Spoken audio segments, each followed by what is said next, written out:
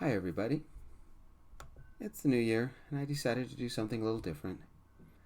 I also thought it was time to do another werewolf story, so that's what I wrote. This is a little bit darker than what I normally do. It's called Kill the Moon. Fine Tennessee whiskey, deep amber, almost as brown as the dried blood on my rosary. I took a double shot of whiskey and drank it in one long gulp. The burn of the alcohol going down didn't make the news easier to bear. The official letter arrived today, hand-delivered from the Vatican even. Father Lito di Viteri, we can no longer condone your actions or your heretical beliefs. The concept of werewolves, vampires, and monsters is an outdated belief that is not supported by science. Therefore, after long deliberation, His Holiness has decreed that the most holy order of the Hunters of St. Dominic is dissolved immediately, and you are hereby stripped of all priesthood authority pending a full investigation. Please note that one of the possible outcomes of our findings is a full excommunication for you and anyone still associated with you. You and the members of the order are ordered to return to Rome for a full accounting of all your activities. Blah, blah, blah. I've been disavowed, and so has the Holy Order of the Hunters of Dominic. Most people call it the Order. Most call it an anachronism that should have died a century ago. We've lost our funding, lost our focus, lost most of our members, and now we've lost our church. They don't want to be associated with us anyway. They talk and sing and pray, but we get things done. Who wants to belong to a society that exterminates supernatural threats when those things don't exist? At least, that's the official word. Abominations like werewolves and vampires are only myths. Officially. Hauntings, possessions, and voodoo curses are only psychological disturbances. Officially. Somebody has to do the real work. I fingered the first "Oh My Father" bead on my rosary. That one I had dripped the blood of my first kill on it. That werewolf had been an old wolf that had survived too long. Killing it had been a mercy, both to it and to society. Each of the beads in the first 2 decades of my rosary was covered with the blood of a different kill. Most were the abominable wolves. A few belonged to the mates who harbored them. One belonged to an old friend. I poured myself another 2 fingers of whiskey and nursed it. Father Lito? Sister Adrian approached and nodded at me. In her 40s, she was 10 years younger than me, and one of the 4 remaining members of the order. You heard? I read, I said, and slid the paper over to her. It's official. She looked it over. Sister Adrian used to be Brother Adrian. The order was all male, so we wouldn't be distracted by women. But, over the years, things changed. Brother Adrian explained it to me when she abandoned the priest collar for the habit. A woman trapped in a man's body. Whether he chose to be a man or a woman, we could have been sexually close had it not been for our vows of chastity. Hers was never broken. One of the few people I trusted, the only person I loved that still lived. Both of us were virgins when we became priests, and she still is, though that fight has been very hard for both of us. We were too poor for Sister Adrian to afford the operations that would modify her body, so she did the best she could. Shaved twice a day, light makeup even though that was frowned on. It didn't bother anybody here. And she wore nun's clothes. She looked like any nun, except when she spoke. As much as she tried, her voice still sounded masculine. If we had lived a different life, I'd have married her. We had to be careful, though, because lustful thoughts would get in the way of our mission. She took the paper and read through it. Does it change anything? She asked, taking a seat next to me. Not for me, I said, sipping my whiskey. You? We have a job to do, the good sister said. Too many of us have died to give up now. You mean Brother Clive? Good old bastard. I hope he gave the devil hell. I fingered the 7th bead in the 2nd decade. I had dripped Clive's blood on that one, right before I killed the wolf that killed him. The wolf's blood was on the 8th bead. I poured 2 fingers of whiskey into another glass and handed it to Sister Adrian. 2 old friends that should still be with us, I said. We both drank to Clive's memory. Sister Adrian took my hand and gave me a partial smile. 10 years dead, and I still miss him. Clive could teach the devil to swear. No way he'd make it to heaven. No way any of us will, I said, chuckling. That's why I'm here, Sister Adrian said, and set her empty glass down. We have a solid. Brother Gustavo has already left to confirm. Details? I asked. It started as an odd news story Brother Lawrence found online, Sister Adrian said. He dug deeper and... Found some harmful behaviors, I said. Did he get a name? Liam Smith, mauled a hooker in Detroit, went on the run. Brother Lawrence tracked card activity to Denver. Did the hooker live? I asked. Brother Lawrence couldn't find out, Sister Adrian said. Denver's only a 10-hour drive. I picked up my defiled rosary. At one time, the rosary beads were polished oak with a solid silver crucifix hanging from it. Not anymore. I had replaced the crucifix with a bone carved into a wolf's head. The medallion that held the whole thing together used to be a small picture of Mary at Lourdes. I replaced that with a pentagram. Mary, all the saints, and most of the sinners would not approve of what I did. I never expected God to forgive me. So I added one more sin to the thousands I'd already committed. I made a small cut on my palm next to the dozen others, brought enough blood to soak the wolf's head. The prayers I uttered weren't an "Oh my Father" or a "Hail Mary." I chanted something I had learned from a witch in New Orleans.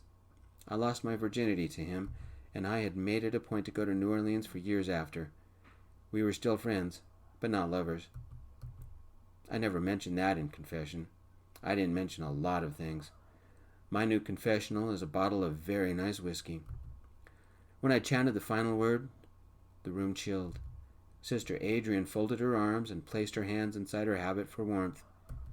The wolf head swung free, its eyes glinting silver, and both I and Sister Adrian watched. Is Liam Smith a wolf? I asked.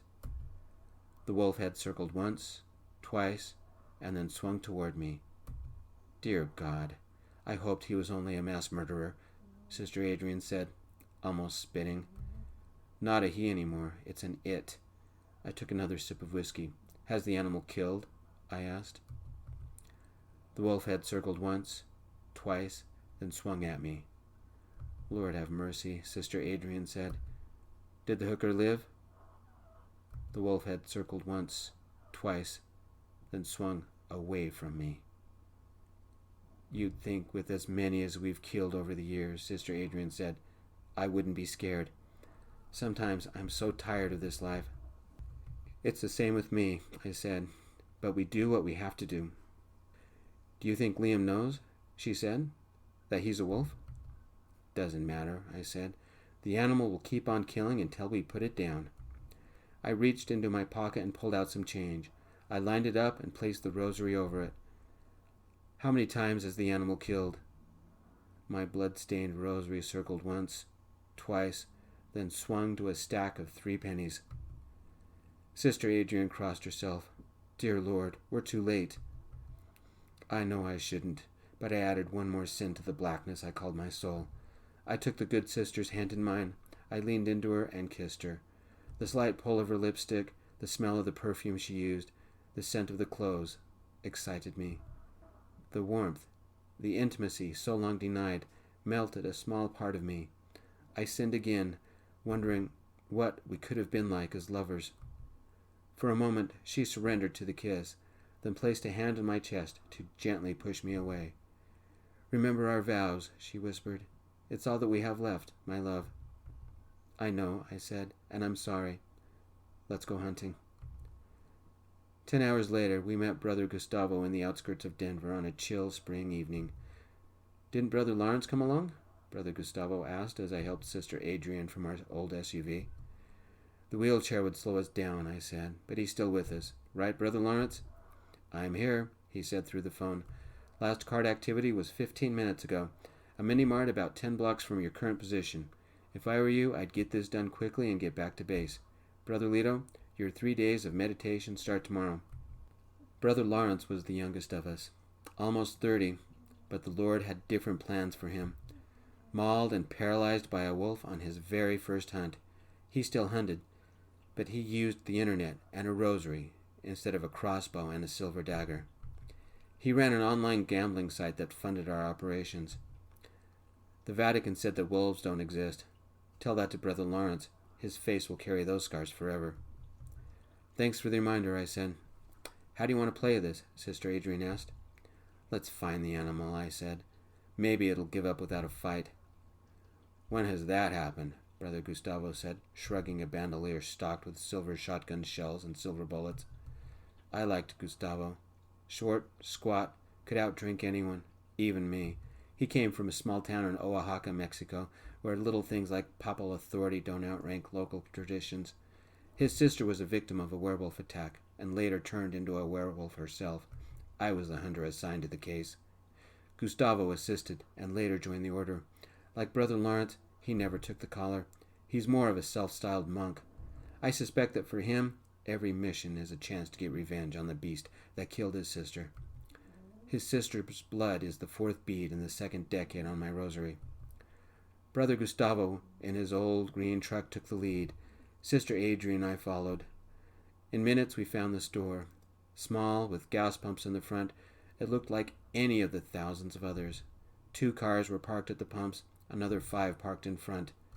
I switched places with Sister Adrian so she could drive, and I could prove that the Vatican was wise to disavow me. I made another cut and applied the blood to the rosary. Then I said the witch's chant.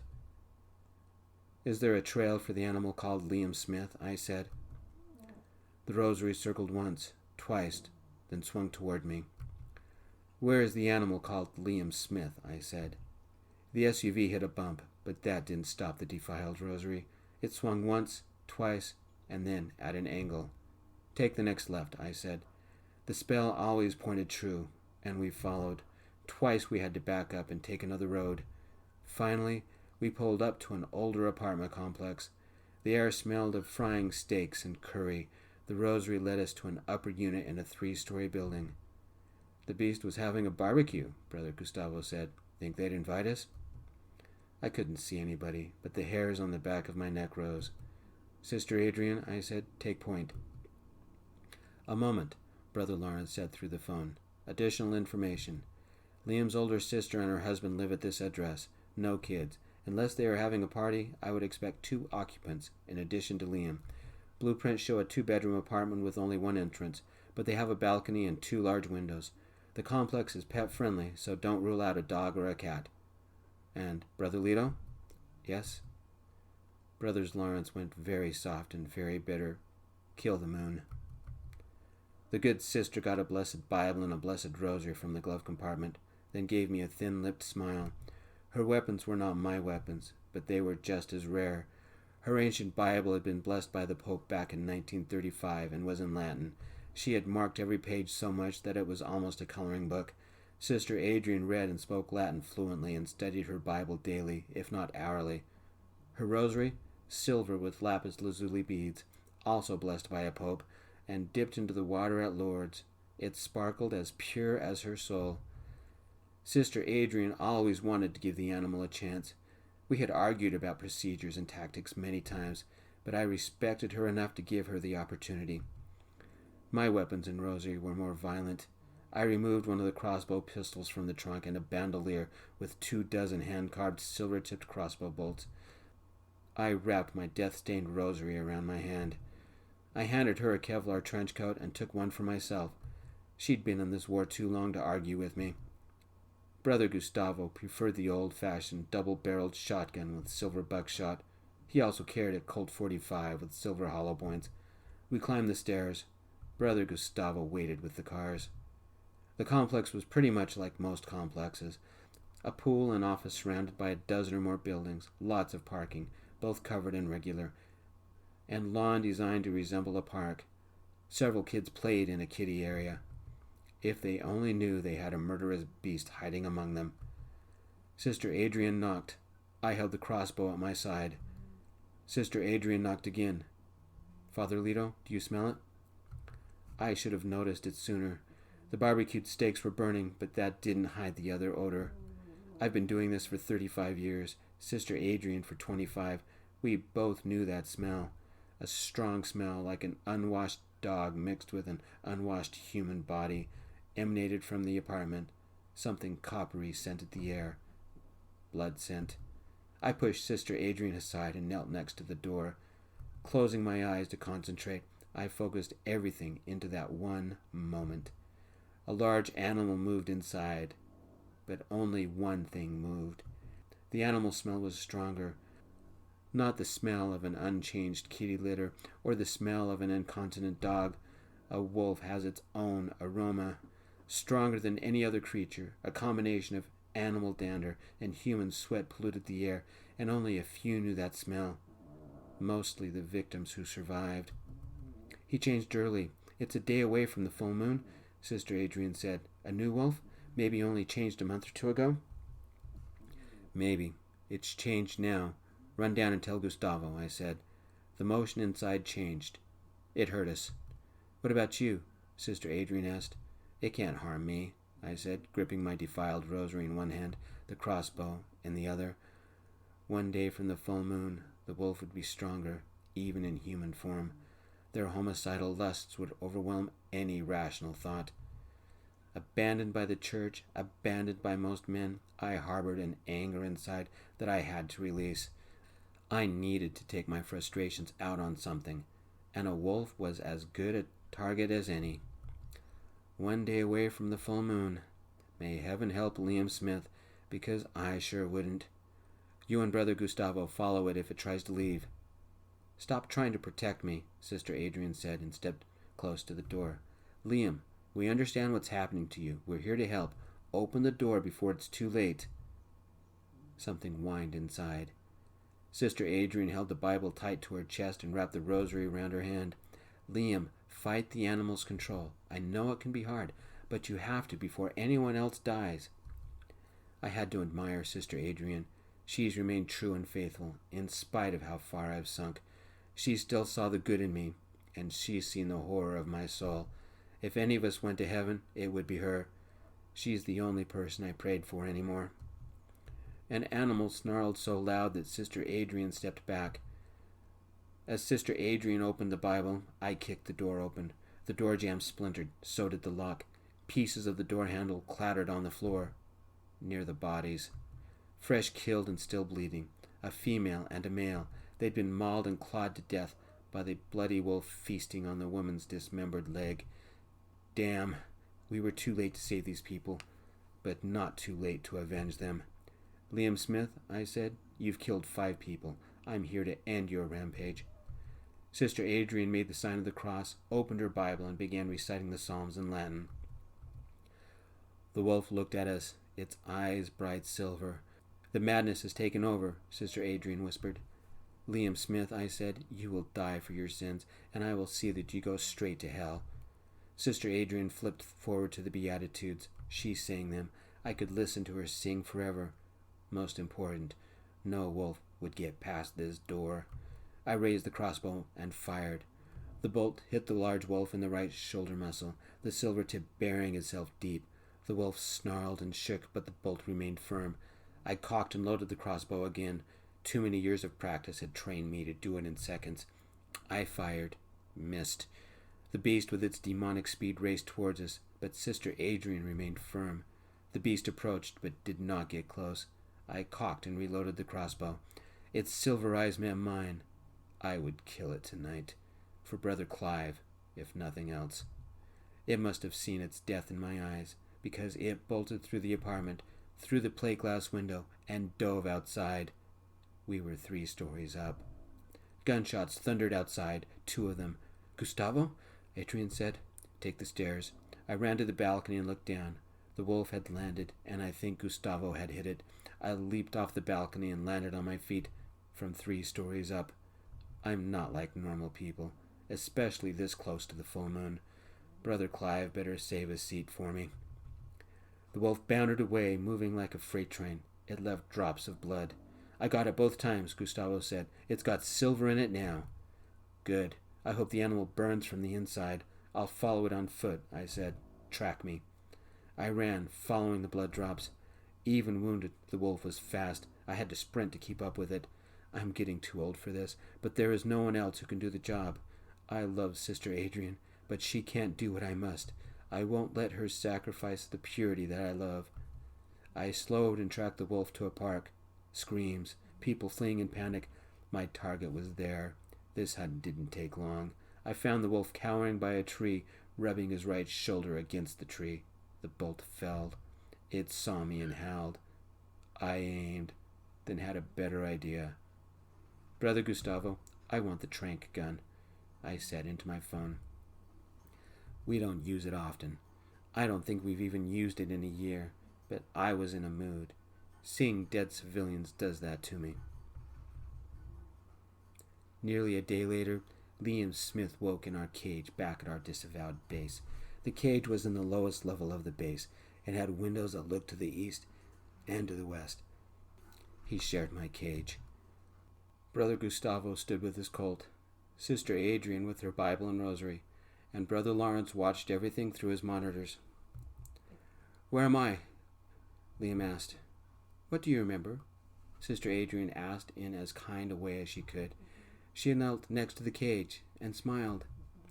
Naked and groggy, the stupid murderer wouldn't remember anything, but I would give Sister Adrian her chance.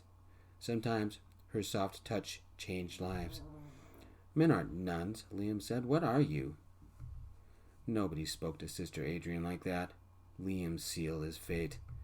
Sister Adrian stepped away from the cage, her mouth slightly open. She held her rosary very tight. "We are only trying to help you. Do you remember the people you killed last night?" "Killed?" Liam said. Brother Gustavo held out his phone, and it played a recent news report. 2 people have died as a result of a shocking and savage attack that we've never seen in Denver before. The alleged killer, Liam Smith, was brother to one of the victims. In an animal-like frenzy, he ripped the 2 victims apart and fled the scene. Police have confirmed 3 other deaths are associated with this case. His current location is unknown. Police have not ruled out drug involvement. Liam Smith is considered extremely dangerous. The police have asked that if anybody sees him, they report it, but do not approach him. "That has to be a mistake," Liam said. "I don't remember anything." "We do," I said, and began stripping. I didn't want to ruin my priest's clothes, even if I wasn't a priest anymore. I folded each item and made a pile on a chair. Once nude, I set my defiled rosary on the clothes. I was about to have other weapons.